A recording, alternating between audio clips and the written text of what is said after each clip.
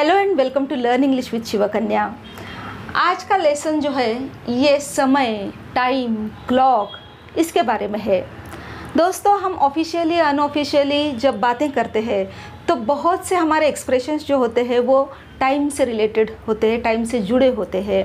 इन सारे एक्सप्रेशंस को अगर आप इडियम्स के माध्यम से अगर उसका एक्सप्रेशन करते हो तो वो और इफ़ेक्टिव हो जाते हैं, ज़्यादा परिणामकारक होते हैं, दूसरों पे आप रंग जमा सकते हो। तो देखते हैं ऐसे ही कुछ idioms which are related to time and clock. अगर आप चैनल पे नए हो तो फटाफट चैनल सब्सक्राइब कर लीजिए, hit the bell icon so that you get notified whenever a new lesson is uploaded. You can ask your doubts and queries in the comment section. तो आइए देखते हैं examples. Jimmy worked against the clock to get the report finished before the meeting. Idiom क्या है? To work against the clock. Work fast क्यों? Because you only have limited time. आपके हाथ में बहुत मर्यादित टाइम है, समय है, इसलिए you are having a race against the clock. मानो समय के अगेंस्ट जाके आप काम कर रहे हो, इतनी जल्दी में आप काम कर रहे हो। That is called work against the clock. Next example है, the homework is very easy, you will be able to do it in no time at all. In no time ये इडियम है।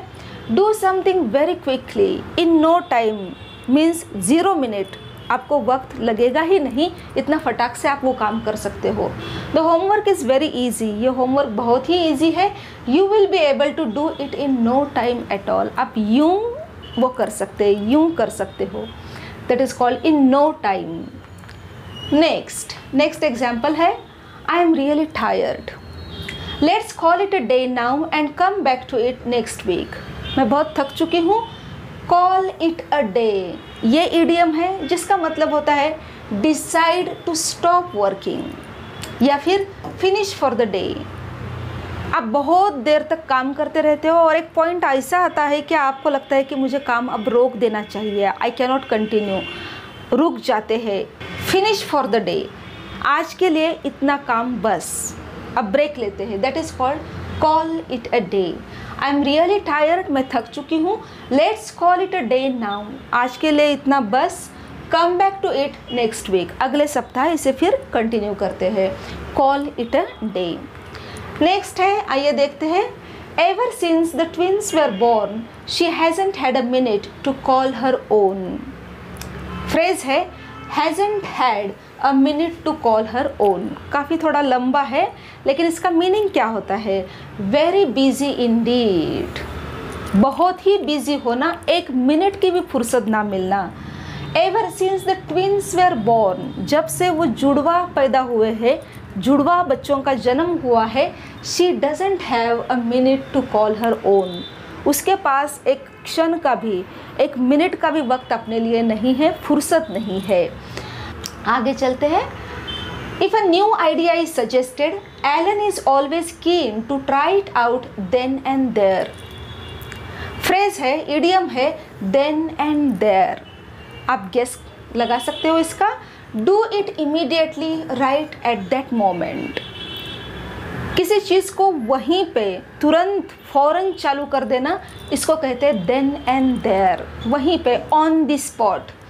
If a new idea is suggested, कोई नई कल्पना अगर बताई जाए, suggest की जाए, तो Alan is always keen to try it out. Try out, वहीं पे वो ट्राई आउट करने के लिए शुरू हो जाता है, देन एंड देयर, वहीं पे।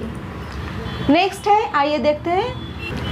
As our plane was at 8 AM, we had to get up at the crack of dawn to be at the airport on time.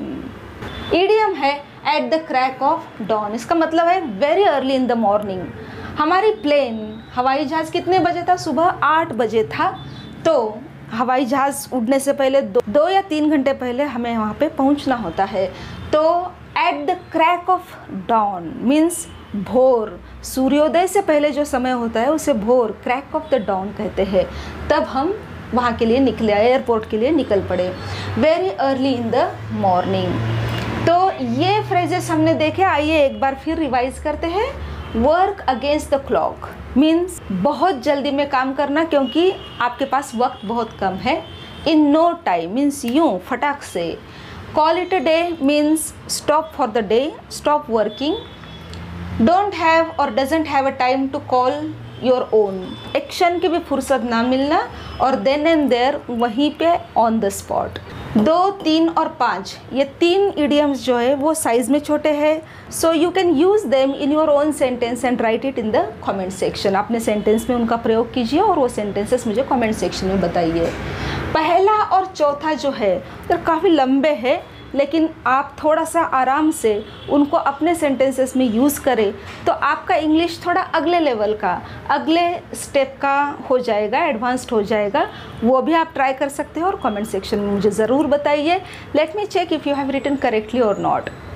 Lesson close करने से पहले एक सूचना यहाँ पे है, इसी चैनल पे इंग्लिश फॉर कम्पिटिटिव एग्जामिनेशंस की एक सीरीज़ हमने शुरू की है। आप देख सकते हैं, आप किसी भी कम्पिटिटिव एग्ज़ाम के लिए प्रिपेयर कर रहे हो तो वो सीरीज़ आपके लिए काफ़ी फ़ायदेमंद हो सकती है। आप कंपटीशन के लिए प्रिपरेशन नहीं कर रहे हैं लेकिन आपको जानना है इंग्लिश के बारे में, तो भी वो सीरीज़ आपके लिए बहुत फ़ायदेमंद हो सकती है। आप बहुत सारी चीज़ें वहाँ पे सीख सकते हैं। So the link is given in the I button and in the description box. Please check it out. We'll be back very soon with one more new lesson. Till then, keep watching, keep learning, keep growing. Learn English with Shiva Kanya. Thank you for your time, love and support. Peace.